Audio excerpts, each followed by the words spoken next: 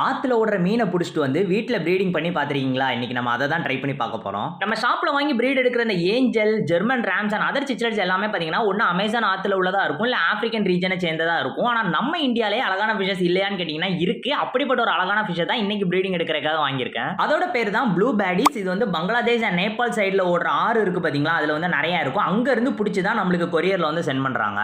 இவங்கெல்லாம் ரொம்பவே ரகடான ஆளு. சண்டை பயங்கரமா போடுவாங்க. சோ ஹைடிங் ஸ்பாட்டுக்காக பழைய தேங்காய் சிரட்டைய பார்த்தீங்கன்னா உடைச்சு ஒரு 3 இது வச்சிருக்கேன். அது போக கொஞ்சம் ஊற வச்ச பாதாம் லீஃப் இருக்கு பாத்தீங்களா, அதையும் சுத்தி டேங்க்ல போட்டேன். ஏன்னா ஒரு நேச்சுரலான என்விரான்மென்ட் மாதிரி இருக்கும் உங்களுக்கு. இவங்க 2 பேருக்கும் சேட்டையை பாத்தீங்களா, இறக்கி விட்டு 2 நிமிஷம் கூட ஆகல, அதுக்குள்ள ஃபிளேர் பண்ணிட்டு பயங்கரமா சண்டை போட ஆரம்பிச்சிட்டு, இதுக்காக தான் நம்ம இந்த ப்ளூ பேடிஸ்க்கு நிறையவே ஹைடிங் ஸ்பாட் கொடுக்கணும். இது ரெண்டையும் நான் லாஸ்டா சொன்னாலும் பட் ரொம்ப முக்கியமான விஷயம், இவங்களுக்கு பெல்லட் ஃபுட் கொடுத்து வளர்த்தலாம்னு சத்தியமா நினைச்சு கூட பார்க்காங்க. ஏன்னா ஆத்துல யாரும் டெய்லி போய் பெல்லட்டை போட்டு ஃபிஷ்ஷுக்கு ஃபீட் பண்ணிட்டு இருக்க மாட்டாங்க.